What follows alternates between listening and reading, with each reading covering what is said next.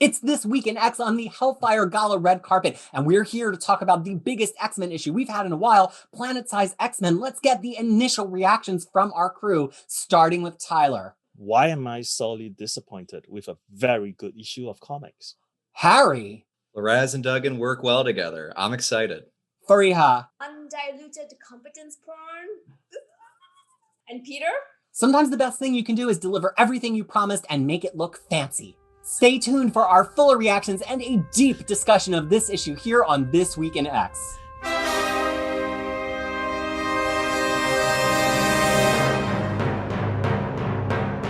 It's This Week in X for Planet-Size X-Men #1. We're going to get a fuller reaction to this issue, but before we do, we just want to remind you, this is a full spoilers program, and it's a full speculation program. We're going to speculate on all sorts of things we've learned from Hoxpox through this point, and what could be in store for the future. So if that's going to spoil your reading experience, you have been warned. For Planet-Size X-Men #1, we're going to go around and get our personal reactions before we get deep into the plot and the themes of this book, starting with the stranger to my side. If you're only listening to this, Tyler has really gone full fancy dress for us today.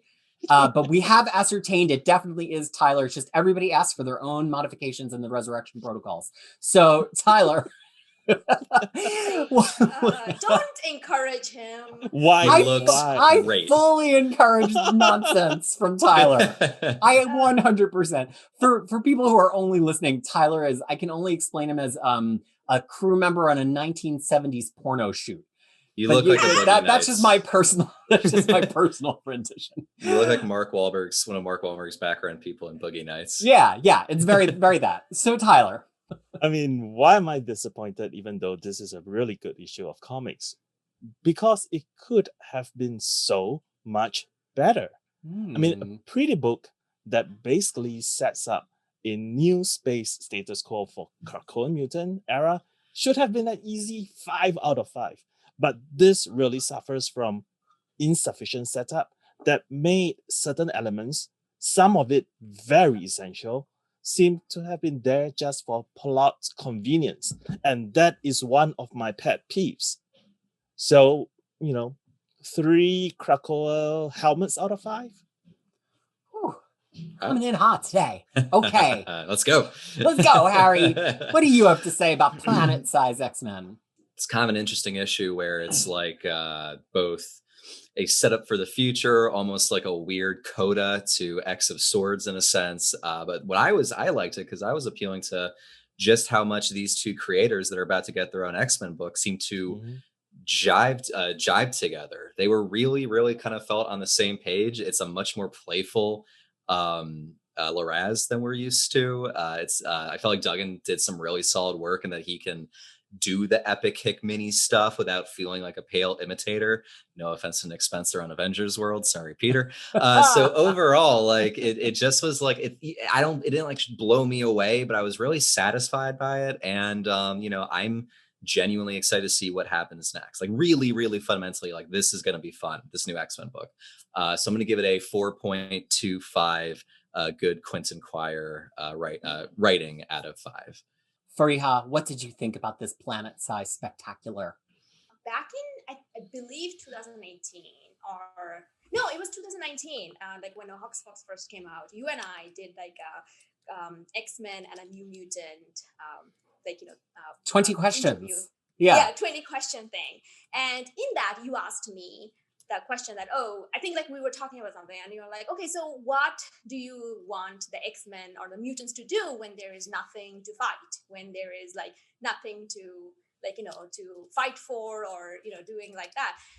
And I answered that, well, Iceman will probably make ice for the homeless. That was my answer. I do remember that.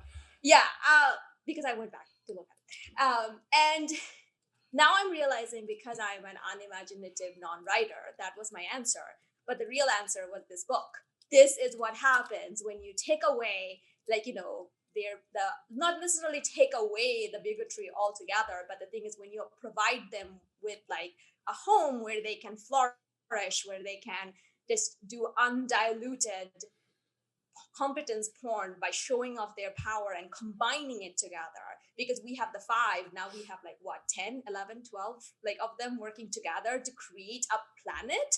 Like it blew my mind away. I was kind of in tears. It reminded me of Pax Romana, which changed my mind. And this was also a very Hickman thing because the man is obsessed with Mars and going to Mars. And this is all of that. The art was really, really good. There was a few elements. Like I feel like no non-X-Men character should ever arrive in X-Men anymore, because there's like this whole thing that Marvel does where it's like, we're going to just trash the characters. I don't know why they do it, but they do it, which really set my head on fire. But there's one scene Magneto looked so hot as a young Magneto that is like, Lara's pretty much just plucked it out of my head. Like all of it was just so much like it was like a perfect main course. Yum, yum, yum. Hot Magneto summer. Oh, like, I may have rubbed one out after that. But anyway, always making me change that YouTube content qualification. Okay, so, it's interesting. Listen, do not underestimate, a woman's sexuality. No, we are not trying to put any contains or bounds on women's sexuality here on this program. Leave that up to DC. But anyway, go for it. And that's as much discourse as you're going to get on that from us. I had this moment in the middle of this issue where I thought, this is what it's like when people like comic books. And I like comic books all the time. I mean, I'm famous for as much as I come down hard on stuff. I love stuff, but I frequently don't with X-Men because it doesn't make me amazed. It doesn't ever seem spectacular. And people talk about the spectacle and I'm like hung up on the details. And at least on my first read here, it was spectacular. There was nothing that felt out of place. I had no notes. It took me on a journey which made me forget that I was reading this comic, this art form that I love to pick apart and critique. And that's a magical comic that does that. And I love that I can feel that way every week. But if I'm being honest, it's very rare that X-Men comics really make me feel that way the closer we get to a flagship book. You've seen me feel that way on Way of X, but the closer to the center we get, the less I often feel that way. And this, I was totally out of critical mind and into fan mind. And that's spectacular. On reread, there are some things that I'm going to talk about in this discussion that I think this book could have done better. But I think the best thing it did was it did what it said it would do. I don't think you got to do this mystery box surprise nonsense. It did. We all thought they were going to another planet. They were. We all thought it was going to involve Mars. It did. We all thought it was going to somehow involve Emmeth. It did. And that's great. Give us the things that you set up. It rewards us for caring as much as we do here on discussions like This Week in X. So, even it's one of these situations where do I have disputes? Yes. Does that take away from how great it was and the way that it made me feel? And remember, in the last one of the last episode, I said that it better blow my mind. Consider my mind blown. Well, there you go. Mission accomplished. It's mission accomplished. I'm like, oh yeah. Even though we kind of knew it, we talked about it, we speculated it, I was still like, oh my god, this is how you use your power. This is what you can do with the power. It is the way they do it, which makes it really good. It's not just that this happens, it's the way the steps which they took, like this and then this and then this, and it was a good one. We are going to get into all those steps in just a moment. What I want to talk about first, though, is art, just because a huge part of this spectacle is art, and it would be a disservice to not really give it some attention before we go into any of the plot. So, Pepe Larraz, Marta Gracia, they draw a lot of totally, I would say, almost unimaginable things very, very well in this issue. What do you all have to say about the art of this issue, starting with Tyler? I mean, I loved it. The thing I really like about it is sometimes the pair of them emotes, provokes an emotion out of you when you look at certain pages. For example, the page where they were on the White Palace and the sun is either setting or is dawn. I think it's I took it as dusk, and the shade of the lights from on the three kings and queens is just really, really subtle and amazing. And then you have that the sun right behind Magneto, sort of creating not quite a halo, but kind of hinting at that. I thought things like that was so well done. And And I mean, the character design, of course, we have to talk about, the Araki and the great ring of like power, or ring of fire, or something like that. I can't remember. Could have remembered it wrongly. And then yeah, and then the foliage of the Westchester estate, where I mean there are a lot of elements which I really like here. Harry, anything you want to add to that? So he kind of like obviously blew everyone away with House of X, and I don't want to come on hard on him, but I definitely felt like his X of Swords stuff was great, but definitely kind of felt more of the same. I think this is a step up from him. Just as you already mentioned, the colors and I think just the sheer creativity. This just feels more varied and colorful and expressive than a lot of his work that he's had recently. Just the way that the Iraqi New Mutants look, and just I think it's earlier, just the playfulness of some of the expressions and some of the things that happen. Like there are very bizarre comedy beats in this book that I think we're going to get to, but that's not like what Hickman does. So we're not going to see it there. But with Duggan, like you can also see that Larraz can do this kind of thing as well. And that's really exciting. I think this is some of his best work. It's pretty remarkable. Freya? Last week's issues, I actually kicked a Hellfire Gala oversized hardcover off my pre-order because I was like, this is not for me. After seeing the art in it, it's back on. So that should tell you what I felt about it. Like, I needed to have these art in oversized format, and I ordered it. I mean, even though some of the issues I'm not favorable on, I was all about the art on this. It's really wild. Yes, a couple of things. It's very uniquely done.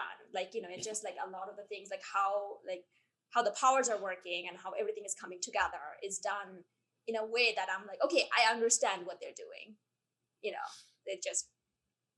Yeah, the thing I really want to pull out from it is, I think it's easy to overlook the strength of Larraz sometimes because he's not somebody who's constantly playing with page layouts in a way that's like immediately smack you in the face. Mm-hmm. He's a very good cartoonist of figures, and I think it's easy to undervalue that.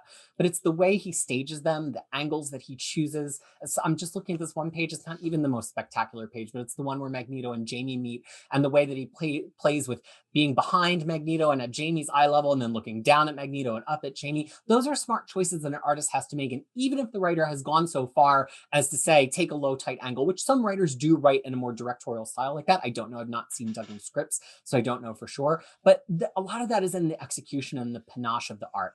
The world has so much detail in it, from, Jamie's crumbling palace to just what does it look like to terraform Mars. It's clear that he referenced so many photos. And when I say reference, I don't mean like lightboxed or traced, but just looked at what photos from Mars look like. And I think that gave it a sense of place that a lot of extraterrestrial comic books don't have, because the landscape doesn't feel real. It doesn't feel tangible. And you've got to talk about the colors there too, because Gracia hits the right mark. This is a Mars that eventually is starting to feel sunlight, and you can feel that happening. You look at the shadows that they're casting, the way the light is on their helmets. I think it's all really clever and incredibly smart. And you need somebody with the vision to do that. You can't just ask any colorist to be like, so envision Mars on the first day that there's really beautiful sunlight there, through the clouds. That not every colorist in comics go, okay, that's a specific skill of Marta Gracia's. I have some little quibbles.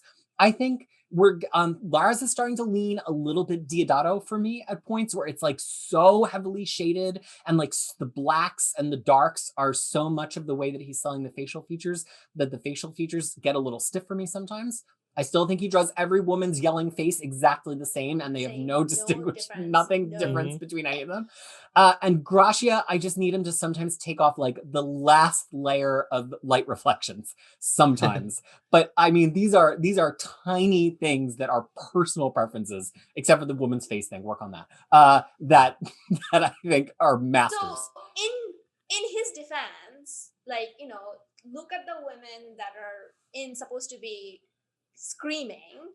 They're both the same woman. Right, it's Hope and Jean. I mean, there's also Storm. Exactly. Yeah, it's just and red like hair. yeah, like, it's a good red hair and stuff like that. I was mostly fuming about that aspect of it because it's like, they had to make like bring a red hair chick. Like they cannot stop thinking about red haired in like No. in X-Men. No. So When it comes like to it's not his. when it comes to Yeah, it's important ladies in no, X-Men, it it has has to be red hat. yeah. Scott's Red or sexual blonde. fetish. Scott's Yeah, sexual fetish, like just like exact. spread out throughout the entire Oh, X-Men by the universe. way, hold on. Don't bring that. Don't bring hope into Scott. Oh, No, right. no. Sorry. Take it back. Take it I back. take it back. Yeah, Yoink. yeah. Family tree. Like, Summer's Family family yeah, tree. like, Yeah. yeah, it's like that's his granddaughter. And yeah, but the thing is like I would say though, like, I was very uncomfortable by hot Magneto. Like that really made me uncomfortable. Like, Oh, and it's to like, talk about that, he's right? 80. His cape. Look at the Oh. way his cape flows. I mean, we know people love to draw like his flowing cape, but Well, I no, mean, what is Used Lara's? Silva used to be our cape oh, favorite, it's silver. but Lars is Okay. giving him a Yeah. run for his money here. Yeah. Well, I want to pivot into starting to talk a little bit about the thematic stuff here, and the first, and then we're gonna talk about some themes that set it up. Then we're gonna talk about the actual book, and then we're gonna talk about some like actual prevailing themes that this sets up for the run. So in terms of setting it up, I got the sense that this move to a different planet was probably always in the cards. There were probably people that were always considering it. After all, we did see a flower on Mars back in House of X #1. But there are a couple of precipitating factors that are really pushing this. One is the arrival of the Iraqans out of Otherworld and in their own island, which, if you think about it, world governments would notice this thing. Like Krakoa's landmass, Captain America informs us, has increased, like 500%? There's all these extra millions of people. Like the world would notice. And the book lets us know that this has only been 2 weeks since X of Sword happened. So people are still reacting. It takes a couple days to get your intel. People are scrambling their militaries, doing their spying. There hasn't been a lot of time to plan around that. And then the other thing is something that we're led to believe just has happened in the last day or two, which is the events of X Corps #1, which is that the savage land growing fields of medicine are down, and there's just not enough surface area on Krakoa to keep up with demand, and demand is up. So that creates this kind of force that Magneto's like, it's time. And of course, many other things happening in Marauders, things happening in Sword. But that's presented to us as, why are we doing Mars now? So does anybody want to say anything about that setup before we get into some of the plot of the book? Faria? That there's some events in your life. You're like, okay, my life before that and my life after that. And I feel like my like one of the pinpoint of my life is like the day I read Pax Romana, which was June 28th, 2018. So it's almost your anniversary. Yes, it is. It is almost my 3 years anniversary. Time flies. And one of the things I have been seething since then, because one of the end of Pax Romana is about humans being in Mars in 1400, because a lot of societal restrictions that keep science out has been taken out because of a time traveling element, and that's how it leads to. So I don't know. I mean, I feel like it's reading this, a lot of that kind of thought and then the anger came back with it, that I have been denied living in Mars because of like, there hasn't been time traveling and there hasn't been.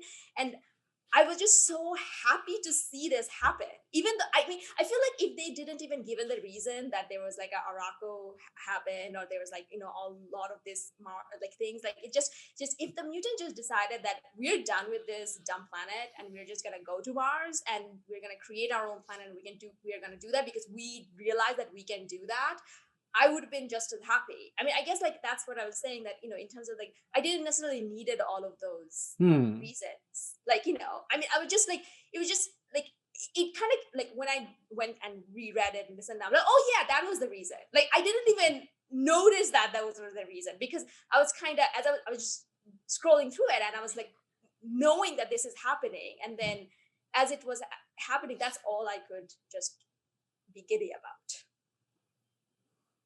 Harry, anything you want to say about this kind of the impetus that finally pushes them to make this happen? I mean, the stuff with Marauders and X Corp are like nice. That's just like nice tyings in of continuity, and it just makes it all feel like a cohesive line. But then you have this Araco stuff, which I think you're absolutely right that like it probably wasn't the original plan to have. I'm speculating, but original plan to have like this come right after and have this be like a big kind of as I already said before, like an epilogue to X of Swords in the sense, but like it is really satisfying to see them figure out this massive problem in such like a triumphant hell yeah way, and just such a big, just impressive, grand way of executing it. It's just like the when the Iraqi mutants showed up, it was like, what are we gonna do with these things? This is a big status quo change, but like in what direction? And then this book is saying probably for the best, or at least we found a good solution. And that's kind of thrilling because some of the best moments of this entire status quo has been seeing the mutants get a bunch of wins. So I loved it. I was just really in the pocket for seeing them solve this problem in a super bombastic, exciting way. Tyler? I mean, apart from the fact that I think that Hellfire Gala is supposed to come almost immediately after X of Swords, and then because X of Swords was expanded, they wisely push it down the line. I mean, my problem with this is that why have we not seen any of the Araki's problems on paper? We have so many titles. We only saw one scene of a bar fight in Cable number 10. And that is not a problem. It's a bar fight. I took it as I was actually Duggan wrote it, so I was like, okay, at least Duggan's been putting in the work. But we have a year. We have almost a year of books. That's right. Yeah. And apart from X-Men 16, I think was when we came out of X of Sword, which basically, Iskar say no to Professor X and Magneto, and the two islands refused to, merge. And we have not seen the Arakis at all after that. Devil's advocate, hear me out. Yeah. If after X of Swords we would have gotten more Iraqi mutants, I would have walked into the ocean. No, but I'm not saying focus on the I know.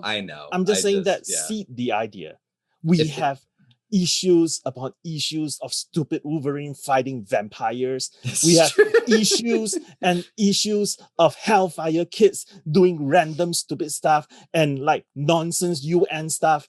Why can't we have like 3 pages of Araki doing something in this issue, and then 2 issues later in another title we have Araki doing something, and then 2 issues later in a data page we talk about Araki's doing this? There is absolutely no setup, and this makes it so unsatisfying.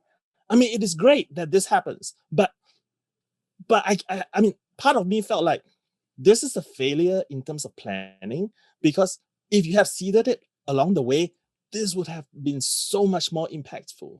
I would agree. Well, I agree. In addition to that, like the humans requesting more concentrated Krakoan drugs, why did we not see that? Yeah, I didn't even really understand that comment. And I'm on that page right now because that's the page I want to talk about. Yeah. And it's kind of was like, oh, why did they need stronger drugs? Like, is the efficacy wearing off already? Like, what does that mean? I think that I took it as they're setting the stage for, like humans are getting more used to it physically. I wasn't really bothered by that because I just thought we'll see it later, probably in Marauders. Yeah. Right. But I mean, that's an intriguing point that these Krakoan drugs have got almost like antibiotics in the real world, that people are developing, there's germ resistant or antibiotic resistant germs. Yeah. Are we starting to have things that people are needing an additional dose for? And it really brings up this whole, that mutants just assume that they're right, but it's not like they went through pharmaceutical trials longer than 6 months on these drugs based on the timelines that we saw in Hawks 1. So that's interesting. I wish we had seen a little bit more of it at some point, maybe, but like, okay, give us some new plot points. I'm into that. I'm not going to turn them away. I was going to say that it's not the mutants who didn't do the trial, it's Dr. Nemesis. Let's throw him. Only the mushrooms that grew long enough that he could eat them off of his own. Yeah, he can eat them off. I mean, I'm addressing this up front because this is the few things that are fueling my disappointment in this book. And again, I'm not saying the book is terrible. I mean, this by itself, this is a really good issue of comics. The problem is that you place it in the whole scheme of things, in this whole Krakoan era, it doesn't gel with me, because we have a 1 year of wheel spinning, 1 year of not doing anything with the outcome of Exoswords, and then suddenly we have this big push to do something. It's just, I mean, again, like what I said earlier, this just feels like plot convenience to me, and that really infuriates me because this could have been so much better if things has been seeded. And then everyone will be like, oh, okay, so this is where they were going with this. Oh, okay, so this is what they have been doing. And I mean, and this is the whole, if they have done this kind of spiel. But we can back to like appreciating this. So what do you want us to do now, Tyler? No, I mean, this is I'm just venting my disappointment, and then now we can get to the talking about the books and the good part about it. Tyler so rarely is the one of the four of us who's disappointed. Let's be honest. Aside from Wolverine, Tyler is the hardest one of the four of us to disappoint. So we got to give him the floor. But it's hard to through the mustache. I think it's a good. This is just evil Tyler. It's a good point. We don't know that he's going to feel this way again next week. So I do want to talk about something else on that same page for a moment in terms of the thing I reacted to in the setup. There's my favorite panel perhaps in the whole thing. Very, very subtle. It's Emma saying, "Why, Eric, you surprised me. Is there something you're keeping from the council?" Possibly because I just read New Mutants 75 and I'm seeing the way that Emma and Magneto have allied in the past over time. Mm-hmm. And I like the idea that I just like this idea. They both kind of know. They're like winking at each other here. And clearly they're working in concert because Emma's throwing the gala and Magneto is conducting the fireworks. Mm-hmm. But there's also this idea of each of them kind of having their fingers in different things. And it helps to me qualify a lot of what we've seen the Omega Mutants doing. I think this book allows us, especially because what we're about to talk about, the terraforming, to go back through this whole Dawn of X, Reign of X and say, what have the Omega Mutants been strategically asked to take care of or be responsible for or do? And how did it put them in the position to be used in this way, right? I think it's really important that Quire was given like a real job. I think if you started with Quire before he had a real job, he might not have agreed to do this, right? It was important that Hope was a linchpin of society. If you don't make Hope a linchpin, she's just going to go be a rebel. That's who she is. You got to do something with Hope that makes it so she has no choice but to feel dedicated and responsible for something. Whether Jean and her conflicted feelings about X-Force, but also the one that really struck me is like Jamie, like making sure that somebody has eyes on Jamie. You need a reality warper other than just Proteus probably to make this happen. And it just made me want to go back and read every scene where Magneto has been anywhere in the area or even suggested to influence the area that these characters have been in. And also it makes me look at the way that they've all been playing chess with these characters. We've had a chess motif on actual covers of Marauders, but like each person on the council to a degree is playing a game with the Omega Mutants as pawns. I mean, Emma got Storm in her pocket really early. That's not something Emma had to do. It's something she did have to do, but she wouldn't have done that. She decided she had to do it. So that was the thing that was really interesting to me. Then to see them all use their powers, like, okay, competence porn, it's fun. But to me, it was the setup of like, how did we get this group? And they even said, well, what about Franklin Richards? Well, he's off the table. What about Legion? Well, we can't trust him right now. But they did make sure to lock down this group. And that to me is something that I think we have seen in the books for 2 years and was seeded in the books. And so I felt extremely satisfied by Magneto's very, very slight grin, great cartooning by Pepe Larraz, to Emma's very, very subtle smirk, great cartooning by Pepe Larraz. So where does giant-sized Magneto falls in? Because I was thinking about that. Like him and Emma was kind of working to put the gala in. So in there, did they already know that this is happening? Right? Like, I mean, that's how I'm reading it now, that Magneto was already planning this while Emma decided to supplement that with the Hellfire Gala. I think that's a fascinating question. Like, how much of this mattered before X of Swords to the mutants within the story, forgetting about the creator level? To what extent was this the plan before X of Swords? But yeah, that's the thing. Like this, the giant size X-Men Magneto happens before X of Swords. It has to. Yeah. It does, yeah. No. Yes. I mean, yes. All the giant size issues happened before X of Swords. Happened before. Not planet size today, giant size. Yeah. Sorry. So the giant size events may be to move Krakoans to space, but not necessarily Arakis. Right. Yeah. So the thing is, so my question is that is this the idea is that only the Arakis get to go now, or everyone gets to go now? Well, you will notice that on the map, there is an Autumn Palace. And who is the autumn side of the council?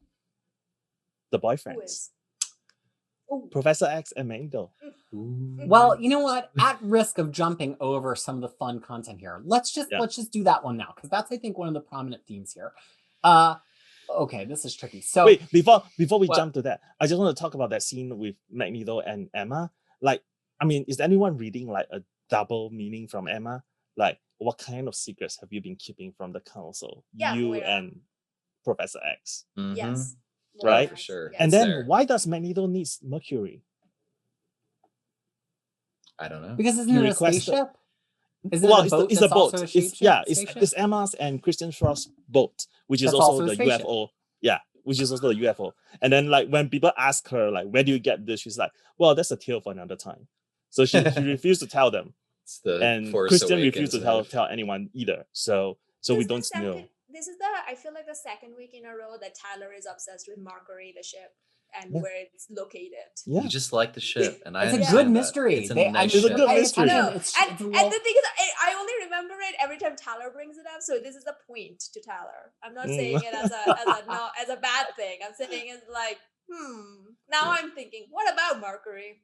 Well, we're going to tackle one thematic element now, then come back to the rest of the adventures in the book, then tackle the big thematic element. So the mutants gift Mars to Arakko. They were never going to get there on their own. It took this concerted planning and effort to get there, right?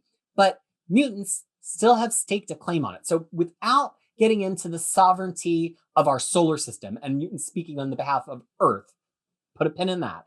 Let's just talk about this idea of like giving a gift that you're going to use. It's like when Homer gives Marge the bowling ball. Like, they're like, you have this whole planet that you can be on. By the way, we're going to come there at the end of our gala. By the way, we get our our gates there. By the way, we're going to conduct diplomacy from there. It's like I feel like there was almost this double speak of like, it's for you, it's by Arak, and it's for Arak, but also it's our off-world vacation spot and anchoring destination. And I'm like, we made it. Yeah, and it's like really interesting because it's, I mean, I don't want to draw a real world analogy that's not going to hold up, but it's like we have two minority classes, one of whom has more people, but one, and maybe more power, but one who has more privilege in the world right now, namely the mutants that are already on Krakoa, basically saying, you go over here and we're also going to keep control of this land where we are putting you, which is like, oh boy, that is, speaking of fireworks, that's going to blow up in somebody's face in the future. Did anybody else get that like weird vibe about like permission, not permission from that? Or is it just me? So the thing is, like, Iraqis don't understand being minority. True. That's not in their dictionary. Like, they are not part of this world. They don't understand it. They're just like, we lost a war, damn it, and now we are here. Like, what are you gonna do about it? And so, to Iraqis, there's no minority. There's like oppressed or not oppressed, strong or not strong. It doesn't matter if you're a salamander or an earthworm or whatever that we've seen so far. That doesn't really come into it. It's all about strength. Yeah, exactly. I mean, if the humans like, yeah, you guys are mutant, and they'll be like, what? Like, they're gonna be like, what does that even mean? So I mean, so that's from that point of view. I don't know whether they actually care about it from that. They're like, we are strong enough that we can take them down if we need to. But it also feels like very much of like a Xavier mutant model where it's like, I'm gonna give you a home, but in return, I want you to be my soldier, and in return, I'm going to be invading all your memories, your brains whenever I feel like it. So it just like, I felt like it was just, the whole same old. And, and I don't even know whether Moira actually ordered them to make sure that you find a way to keep an eye on them. I mean, definitely. I took it as similar to Freehouse, just like, yeah, Krakoa has helped you here and you need space, but we did this and we are going to claim some things for us, which you can make some comments, make some thoughts on if that is kind of imperialistic or what have you. It's kind of up for a discussion, but like I took it as a showing of strength, which has different kind of connotations depending on how you look at it, which is why this run is good. I think you really hit the nail on the head with imperialistic, because again, nobody in this X office, I think, does things completely by mistake. Reign of X is definitely meant to imply an imperial phase. I've called it a decadent phase at points in our conversations. Sure. And like, yeah, in the reign of X, like, so people engaging in imperialism and colonialism is absolutely part of that reign. Like it's on brand for what we're doing right now. It's the whole point. It's not it's not an accessory. It is the thing. But is So, there and also like is there would the a- Arakis respected them if they didn't? That's Fair. also a great question. Totally fair. No, but the Because question they would be for like- me is like, why would the Araki wants to go to Mars? Like, why would they They don't care. agree to do that?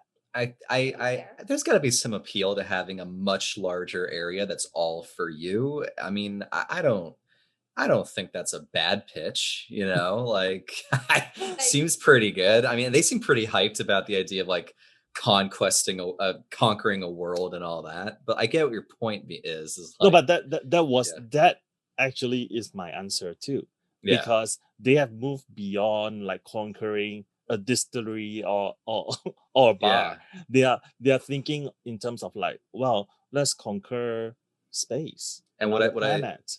I love the idea that like now you have your biggest challenge. You have to like win being a host. Like they still Yeah. have to look at this kind of more not mature, but this more like giving perspective, but they're going to apply their very like hell yeah, let's win kind of mentality to that, which I think is kind of fun and like a very neat kind of way to thread that.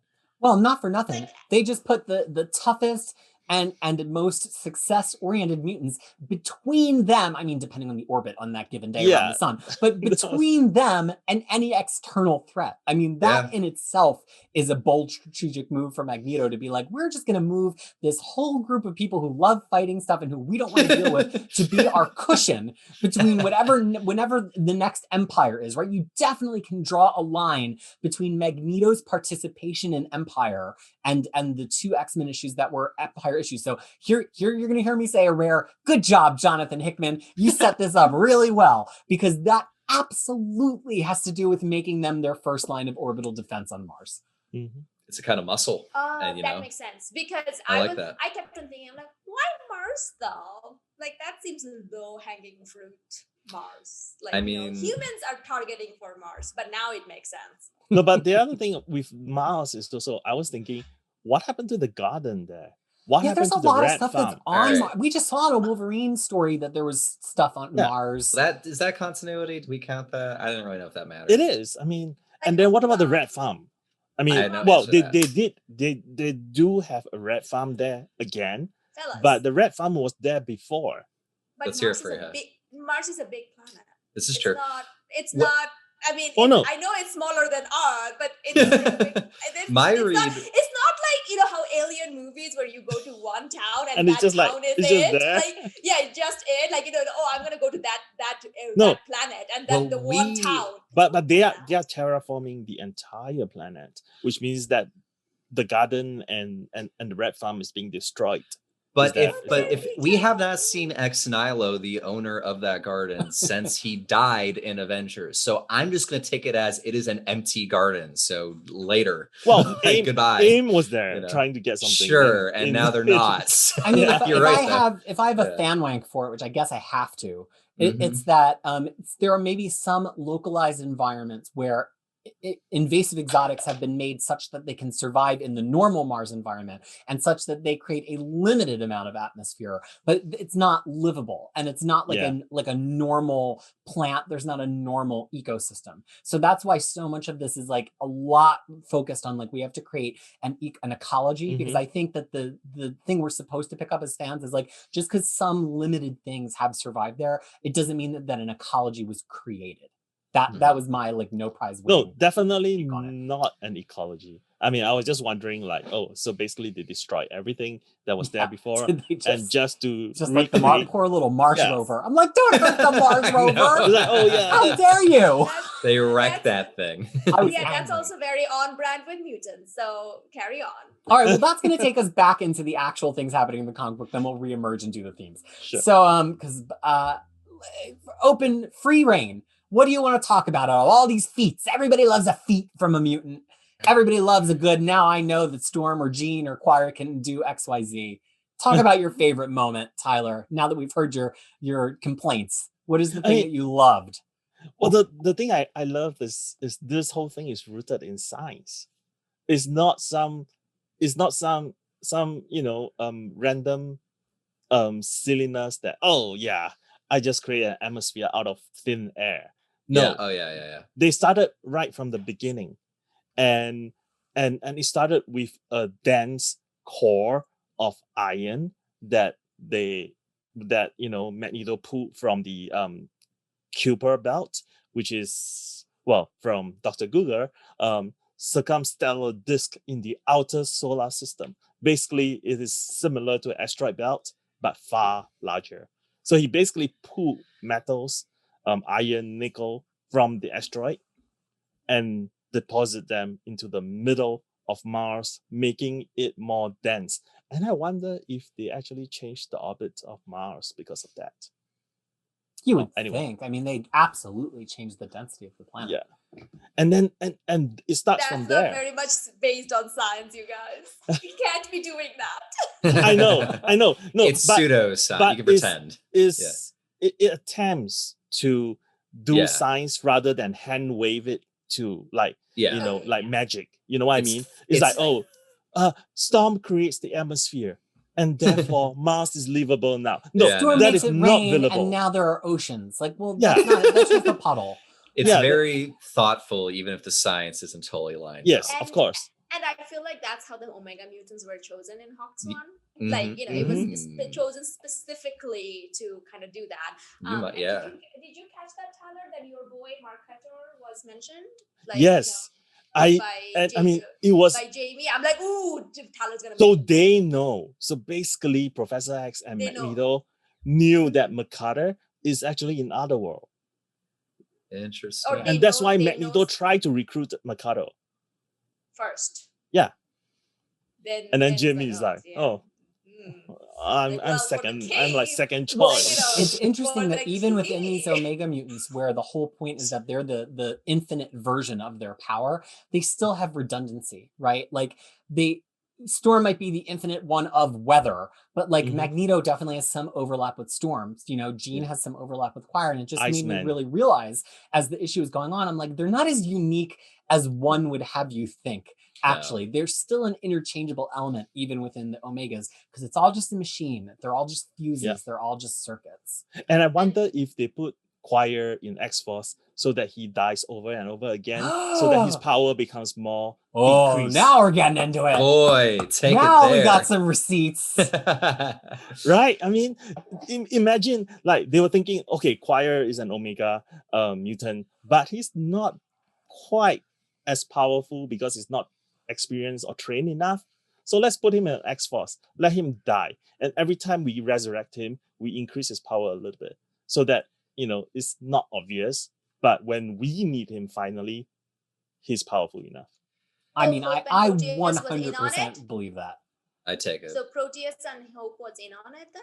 Not necessarily. No. It could have just been whoever set him up to be an X-Force. I'm struggling to think of like how he wound up on the team to begin with. He just inserted himself in Wolverine's investigation. I could see something going on. Yeah, I know. That's the thing. Professor. Harry, what about you? What is one of your favorite parts of this mutant creation myth? Oh man, so I'm just gonna dive in and I'm gonna say the birthing of Sword Station 2 is one of the most shocking, disgusting, just wild things I've seen in a comic, where I just oh, this is not a Hickman comic. This would never happen in something like this. And I know there's been some controversy about it on Twitter, but just for a pure shock value, and frankly, Laraz's design of the brain getting impregnated and creating the bubble image of the Sword Station before erupting from Jamie's belly.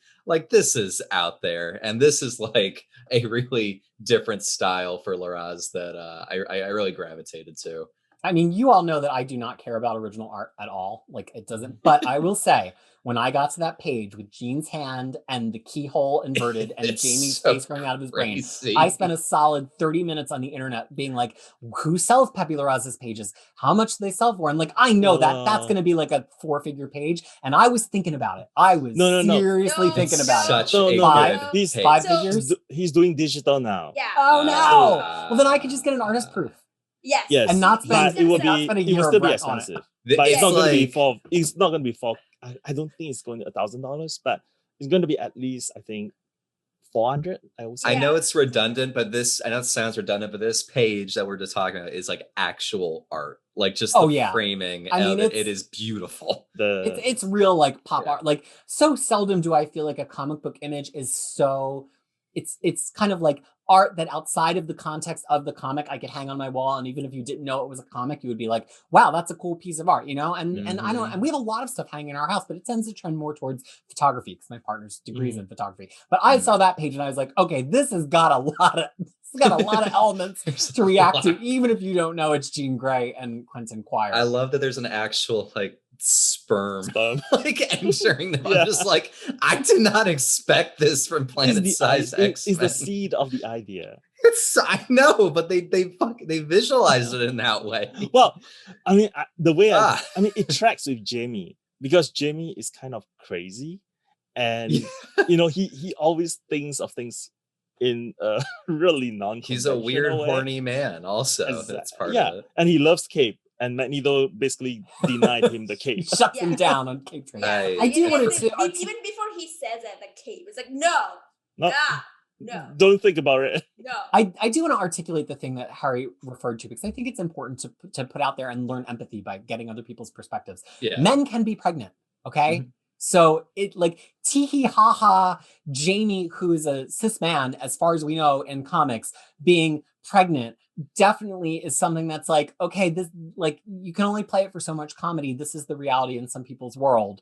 And you know, not that are cis clearly. And it's like, and then to have it kind of turn into this body horror thing, like there's people who that was a very traumatizing image to look at past the tee hee ha ha point of it. That doesn't mean that no comic can do a horrific thing, but I also think it's like, you know, have some thought and some care. So I'm not making a comment either way on whether it should have been a plot point or not. I was fascinated by it, but just to articulate so that we're not brushing over it, why some people found it controversial. Mm-hmm. I mean, even though like I'm not the one for like, revenge, I feel like this is like pop culture revenge after I have to being put through Aliens movies. I'm sorry, but like, well, Freya, what is your something you want to pull out of this whole creation myth? So the thing is, like, you all talked about the Kakao and the Omega mutants and everything. I want to talk about the Arakis. Like, let's do it. Their powers are wild. Like they just, I mean, I don't know what they were doing all this time, just sitting there and just like fuming about war and just angrily just like probably using their power, like they're just gonna use it. Because as of right now, every Arakan or Arakis we have met is like have such unique set of power. Cool.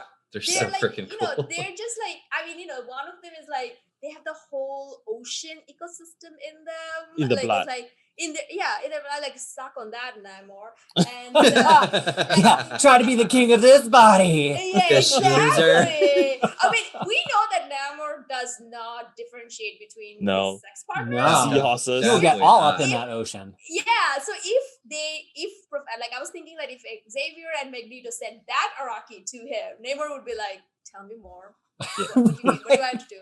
What do I have to do?" But it's not just the entire ocean. I think it might be like reduced form in the blood, but they do need Jamie and Hope to basically expand it out into a real ocean. Right, but still, it's a power. I know Namor it's very unique. Yeah, it would be something that Namor would be interested in. Mm-hmm. Then there is. I'm sorry, I'm forgetting the name. Zero. No, Lactusa. Oh, Lactusa. Yeah. Latuka. Latuka. Like root of lactating. Lactuka. Lactuka. We got there. Yeah, we got there. So that is the one that does dive in the preview. That knows all the location. Yeah, and I want to talk about that because I was confused. I read that page multiple times. I get that Lactuka knew the right place to put the external gate on Mars to make the inversion happen. And I understand that once the external gate was on Mars, that they could just trigger the gate and cause the inversion to happen. But how did they get the external gate to Mars? Don't know. I don't know. I was so confused. I went through real. Tyler, help me. I know. You're my only hope.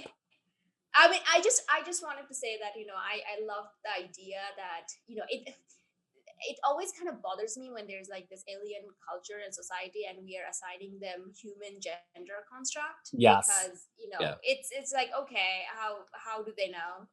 So I was happy to see there is a non-binary Arakian, like, Yes, and I love they're like, yeah. And I'm like, yeah. Like, as of right now, everything, because Korra, when she first appeared in Sword, I was obsessed with her, like, after even seeing her only once, like, and even now with all the ones that I've seen, it's like, can I have, like, Arako issue number one? I Can was gonna just say. have that? Like, No, that's like, it's so interesting powers. see, that's why you're gonna make me like upset again, because why not let Kubert draw an Arako book, and let Percy does his masculine, ultra masculine shit, and put it in that book, because it will track. Because I mean, Araki, are aggressive. Do the ultra masculine stuff on that book. Have interesting characters showed up, and let Kubert draw the hell out of it. Like we don't need Wolverine. That's all I'm saying. But Wolverine anyway, is obsolete. Is the thrust of Tyler's argument. no, but I agree. Like it's I really have some interesting. thoughts when we get to New Mutants. But the thing is, like, I mean, I was just obsessed with and then the Iska is like, you want some mutants?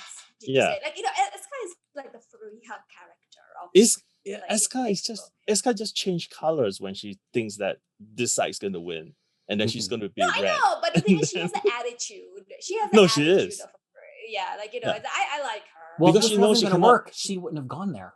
She knows she could. She Yeah. knows that she will always win, so she can have the attitude. Yeah, Like she will never exactly. lose.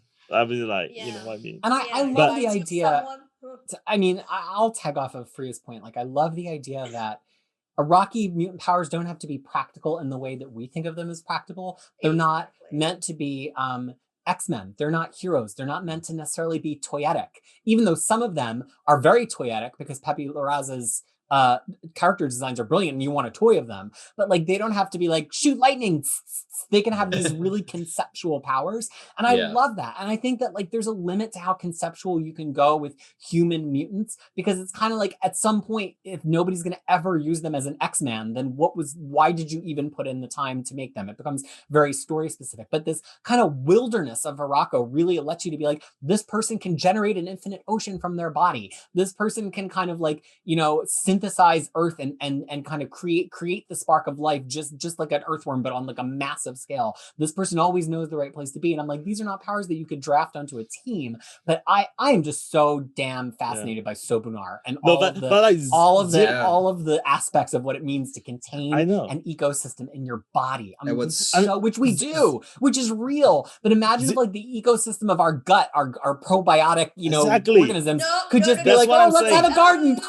That's what Zillow is doing, because Zillow's digestive system remineralize the land and repopulate it with microorganism and fungus. That's how good Pepe Larraz's art is, because there's no words on that page, but it tells you what is happening. And almost in a David Aja kind of way, where he does semiotic type of things. And also think about why these powers were necessary on Arako. They were under pressure constantly. They were fighting constantly. It's like if you're playing a board game that has area control, you're playing Catan, and you're like, I can't get to the bricks. Or you're like playing Risk, and you're like, I don't have enough room for, any of those games. They were like, okay, well, we're just going to make a brief puddle of infinite ocean and synthesize all of that into the minerals that we need. Like, these are powers you need when you are contained in a space that you're constantly fighting to defend, which is different than the kind of powers that X-Men over time have evolved to care about. Maybe we had mutants that had these powers at some point on Earth and they weren't valued, and those mutants just got friggin' killed. And what's really cool, just from a design standpoint. Exactly. And that brings us back to Pax Romana. There it is. From a design standpoint, just that great double page spread of all of the Iraqi people being sucked into the Laxica. They all look so either alien or ancient or both. Like there's a Pegasus. There's a black Pegasus. There's a weird colored line. I'm colorblind. I couldn't figure it out, but there's a different colored line.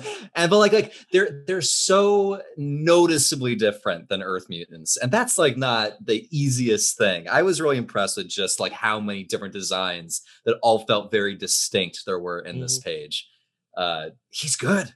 He's really good. Well, folks, there's a million things to talk really about. Love them. But I want to steer us now to our final kind of thematic conversation. Yeah. This issue is titled Dominion. This is a word that we have talked about in the scope of this X-Men run previously, because a Dominion is one of the many layers of galactic civilization, right? We don't quite have enough to make a Dominion yet, but it's certainly on our minds. Dominion also means, of course, ruling over something. And so Magneto says a couple of really interesting things. He says, if we are to have a Dominion here, we must speak for Soul as well. This is, in a way, the same old Magneto that we know. He's always thinking about control, right? But later he says, humanity will be petulant, bleeding, performative complaints about the loss of a planet that would have remained out of their grasp for generations. And that's the sentence I want to talk about right now. Sovereignty in space.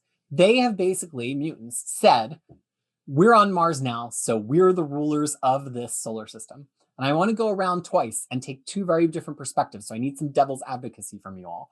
The first time I want to go around and I want to talk about this from an out of story perspective. Let's just talk as human beings in the real world. How do we feel about mutants just preemptively declaring themselves the rulers of our solar system because they planted the flag first and they've got the most force? What about this is problematic? What about it aligns to our real world and the history of colonization and control of the oceans in our real world, right? We're going to focus on that first, but just so we don't get ahead of ourselves, here's what we're going to talk about second. I want to go around and talk about it entirely from an in-story perspective. We love to be on the mutant side. So are we on the mutant side here? Was it a good idea? Can Cap just go on himself about not liking it, as we saw when he walked out of the fireworks in Marauders? But put that aside for a second. Start from being real. So Tyler, in a real world foundation, do they get to just put a flag on Mars and say we're in control of the solar system now? I mean, the British basically shipped prisoners to Australia and left them there. Right, which was violent. Yeah. Which resulted in genocide.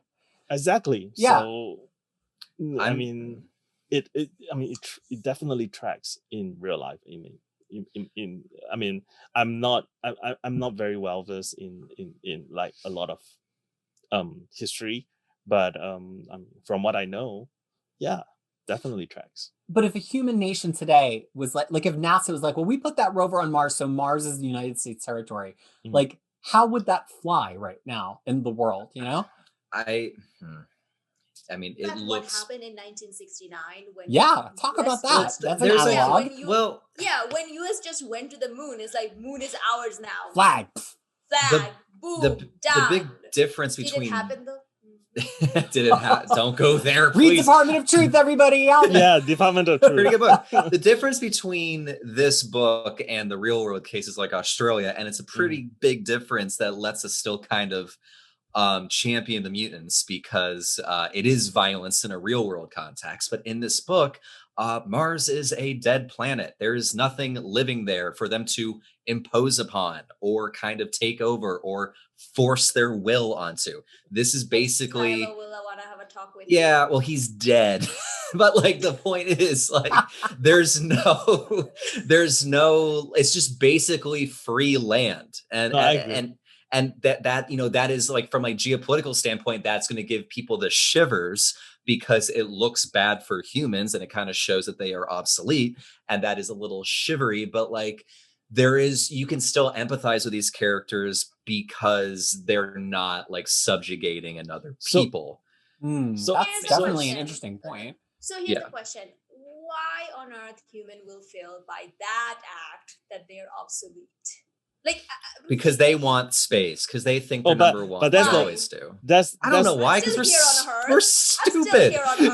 Wait. This is we are talking about real world now. Let's reserve that for the second round. This isn't real though. This is not like there's not as good a comparison. It's like the image of there's the trappings of a comparison with like colonial history, but it's still a fantasy where there's no life to step on, which is the history of the real world. I don't want to force us to make real world analogs. I just know that we tend to get on the mutant side, and that colors our discussion because we like them. So I'm trying to first have a round where we like don't immediately take a side, I guess is what I'm trying to do. Because here's the thing that I think about without taking a side, which I absolutely have in this horse race.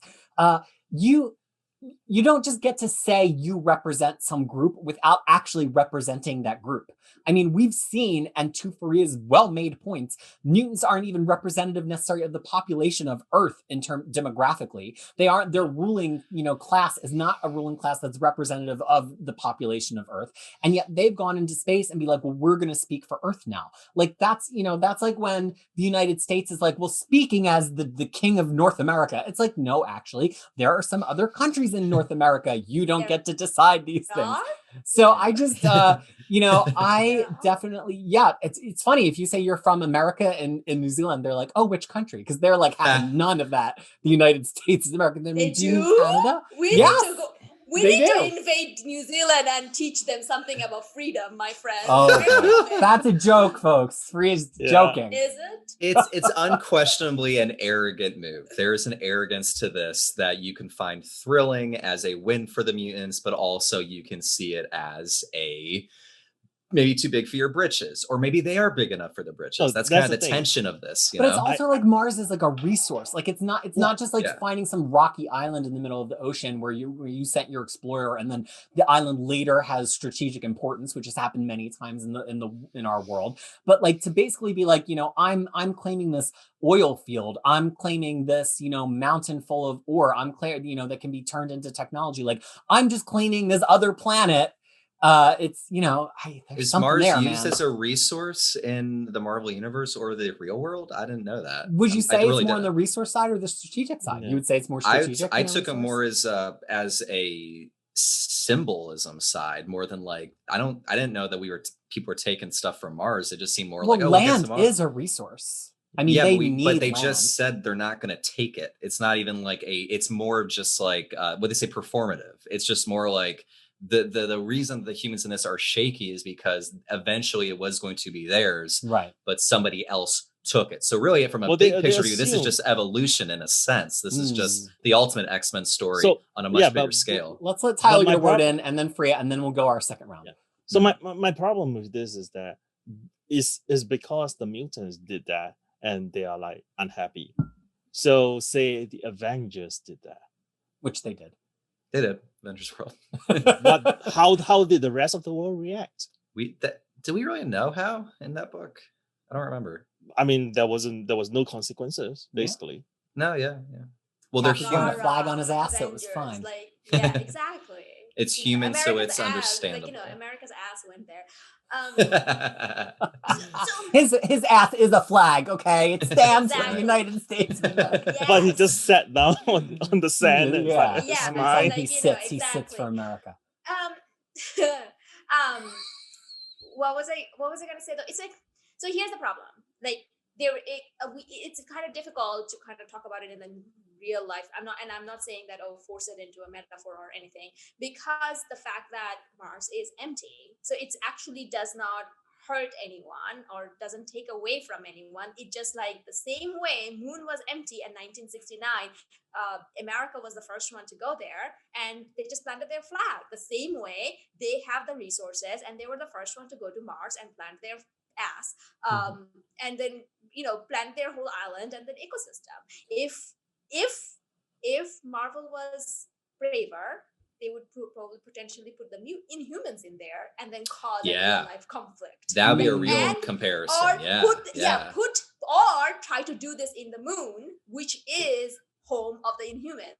Even though they're now gone, but it's their or Titan, the former home of the Eternals, right? That would be real. Or something, or maybe do it even Hala. Like, something like that. Like if that would have been something and that would have been worth discussing, but because it's being empty, they just won the race. This is optics between the Soviet and United States. United States won in 1969. Yeah. Well, I want to start now focusing more on the in-story perspective. Mm-hmm. Mutants have claimed a planet. Do they get to claim a planet? Is there a better solution? Is this the point that humanity has now, as some of the people hinted in their reactions and Marauders, become justified in trying to destroy the mutant race? Talk to me about it in terms of the universe, because I have some strong opinions. I can go first if you want. I don't know if justified is the word, but it'll definitely galvanize them to just possibly just gang up and see this giant threat, because this is I think it's like a PR optics thing. Like, you are now second. This is a huge like blow to like the psyche. It's almost a cultural battle, if anything. I mean, honestly, does this work, and what are they going to do? I mean, we're going to turn the sword for that, I'm pretty sure. But like, you know, it's definitely interest. I think a lot of this always just falls down to like mutants are like genetically different than humans, and like they take it. Humans will always be more sensitive in this world to that. But an untrained AI have already determined that there is no significant difference between humans and mutants. Well, they think there is, so that's the problem, right? Like, that is my problem. Is that in the Marvel story, because mutants has been painted as, you know, the one that's going to replace humans, and therefore humans are going to be, you know, and so far the mutants have not made any move to say rule over humans. So why the, you know, resistance? I think history is full of cases of one group preemptively like attacking another out of like irrational fear or just basic petty alienating feelings without any reason. So that totally lines up just like basic human nature. No, that's what I'm saying. Like, so the whole basis for this reaction is pettiness. Yeah, it's basically, oh, we lost, but you know, but instead of admitting that we lost, it's like, you're going to galvanize humanity in a way it never was to confront the threat posed by mutant kind. That was spoken by the Brazilian ambassador. That did not land as like very threatening. It was like, all right, let's see what happens. And I have no idea why Doctor Strange and Captain America were so upset. Why? All right, Priya, speak on it, because I want to go off, but I want to hear you first. Like, you know, I mean, this is one of the things I was telling you, that do not let X-Men writers write a non-X-Men Marvel heroes. They don't make them heroes. And I don't know why they keep doing this. Captain America will never, ever take Cyclops in a place which is connected to his trauma just to give him like, I can talk about that. Like, you know, you talk about character voice, I can talk about character voice too. And he would never do that. And in this, he does it. And the other thing is like what I just don't understand. And maybe because I don't understand racist people, because the way humans are saying that, oh, they're going to replace us, but they're not going to replace you individually. You're already here and you're going to die. So why on earth you care?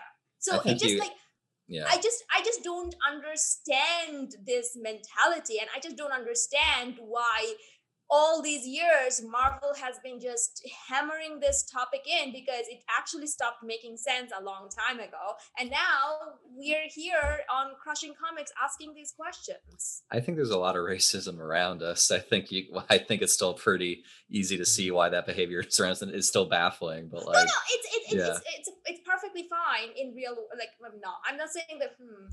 It's I took your meaning. You're not a racist, so you don't understand racism. Yeah, I know. But the thing is, what I'm saying, that in real world it's different because people look different, and there's like irrational fear and everything. But in this universe, why are they supportive of Fantastic Four and not of the X-Men? That bothers me so much. That's genuinely just something you gotta swallow. It's like narrative. Exactly. But do you? No, you know what? When it's this big of a plot point. Yeah, you don't have to, but if you want to like the books, it helps. Yeah. I mean, I want to jump off of that because I'm on the record, and I don't want to have a big Twitter flame war about it, but like, sometimes this hero and mutant registration stuff makes an amount of sense. You cannot make an analog to the real world. You just can't. Yeah. These are people who are nuclear weapons. You have to use some kind of fictional imagination to go with it. And you can take the mutant side in the universe or you cannot, but it's not a real world analog, and you're fooling yourself if you think it is. But now let's exist in that fictional world that is not a real world analog. We had an Avengers world. It was called Avengers World. Hickman wrote it for 3 years. And guess what? They abjectly failed. They only were able to save the Earth through the power of a stale hamburger in a teenager's pocket. Iron Man, Captain America, all these big brains, S.H.I.E.L.D., the governments of the world, Thor, they mean nothing. They had a failure of imagination. They didn't have the scope or the power to do anything about it. And then we have things like Empire, which only gets saved because we happen to have the heir of these two, intergalactic empires living on Earth and having empathy for the human perspective. Tom, he could have, what is his name? Hulkling, not Tommy, that's the brother. Hulkling is Teddy. Teddy could have just decided screw those Earthlings, right? That it was hinged on one person giving a shit about us. So the X-Men taking Mars is basically you've had your shot, y'all. This is mutants' turn. This is what happens when we escape your oppression long enough to actually do the kind of thing that you have the privileges of as Avengers and Fantastic Four and the Defenders to do all the damn time because you're not operating under a lack of privilege. So guess what? We're just going to do it. Now, maybe the smart thing would be to talk to the Avengers and be like, so tell us how that Avengers world went. Beast was involved with that. He was on your Illuminati. Let's have some learnings. But you know what? Conflict makes comics. So there's got to be a conflict, and they didn't have a conversation. But you know what I say? I say let them take over Mars, and if somebody on Earth thinks they can do it better, let them go and take Mars from the X-Men. That's my in-universe. I'm on the sides of mutants. Tyler said it. And humans are petty and short-sighted. They're not getting what you just laid out. Come at me, bro, humans. There are many other planets, and just go take another one. Get out of here. Get a Pluto. That's also my problem, though, because it's okay, why are there humans in Marvel Universe pretending as if this is the first time anybody ever went to space? Well, the short answer is you have to swallow it and pretend like they are us still, even though they're not. I'm talking about in universe. That is the short-sightedness of the writers. That's what I'm trying to say. This is the short-sightedness of the storytellers because they just don't understand it. It's okay, you can't just create a conflict just out of nothing when this universe people would not give a shit about it. But it's Marvel, and the idea is they are like the world outside your window. So you don't want to have a Marvel universe where they are so used to it, it doesn't feel relatable to us anymore. Because while that would make sense, you still want to make it feel like how we feel, and that's what Marvel's whole thing is. They get invaded by aliens every summer. That's an issue. I see both sides. There's got to be an illusion of wanting to maintain a normalcy that does not exist, I think but here's the thing. You have Cap, who just was a part of Empire and was on the moon at the beginning of Empire and kind of in a way kind of caused Empire roundaboutly. You have Black Panther at this party who just got Earth invaded purely through his own imperialism in Coates' run, right? Hopefully we're going to get to explore all these things. I think it'll be sad if this just turns out to be another human versus mutants. We hate what's different. I would love at some point to see a conversation about how the Avengers world failed. I would like to see at some point a conversation about how the intergalactic empire of Wakanda was a mistake, right? That's the richness of the Marvel universe that, quite frankly, nobody's got a fictional universe that's capable of anywhere else on the planet. And I think if this just turns into more reasons to hate mutants, I'm going to be a little disappointed because there's some rich thematic stuff there, and I'm all for it, man. Mutants can take Marv's, plant your damn flag, and Captain America can take that flag of an ass of his and just sit it somewhere else. I mean, the other thing is that the fact that that's what I'm saying. To that point, he would not have to the point, you almost. But as I was talking about it on Twitter this week, that it's almost a question of code switching. You write them as villains because you have to, because it's a book about mutants. But it's not satisfying to people who love the whole Marvel universe. Yeah, and the thing is, Marvel is the only place who cannot do this. DC can do this. They cannot do this. They are the publication of continuity. So you cannot just switch them whenever it feels like it. But Cap never cares about mutants. That's not in his character. Wolverine read him to film about that in Secret Wars 10 in 1985. That's the problem with the Cap writers. That's the problem with no, but the the thing Cap is also writers. the scene where Captain America and Scott spoke. If they have done that, during the Utopia era, that we will not have AVX. Yeah. That's I mean, right. It's really silly. I checked the different distance between Brooklyn to Westchester. It's 1 hour in a non-off-peak hour. So he went 1 hour out of the way just to have this discussion in front of the mansion to make his point. I really read that as I don't like that. Steve wanted to be in an environment that inherently humanized Cyclops, both to him to and to evoke a Cyclops. little bit He didn't of want to have a conversation as political opponents. Yeah, that's He what it didn't was. want to have a conversation where Scott was a member of the superior race. He probably didn't want to take him back to the orphanage because that's a touchy subject. So he, for whatever reason, good or bad, was like, let's go to a place where I can like access some version of your humanity, which is the mansion. Would that be in front of the gate? Like, it's just thematically interesting. I don't. I mean, I'm not saying it was a good decision for you. I'm not saying it made sense. I'm not saying it was good Cap writing. I'm trying to figure out why Cap would do that in the universe. I'm gonna be honest with you. I love entire Marvel universe, so I don't care for this. Like, you're going to piss off, like, trash your hero, one side of the heroes because you finally got the rights back. Because guess what, bitches? That's why you were doing it. Like, Hoxpox would not happen if you didn't get your rights we back. all know that. Well, we all know that. So you cannot be doing this because of an external world reason. Sorry, I'm gonna get on my. But anyway, so the thing is this, right? That if Magneto has planned this, like, for a while now, even though, on the page it shows that, it happens like a couple of days before and things like that, then this confirms the fact that Xavier and Magneto's quest for Mystic is a farce. They don't really care about Orchis anymore. They don't really care about Nimrod anymore. No, it's busy work. Their eyes is like, to space. Yeah. So the whole thing with Mystic, it just confirms that the whole thing with Mystics is to make her fail and then deny her the resurrection of destiny.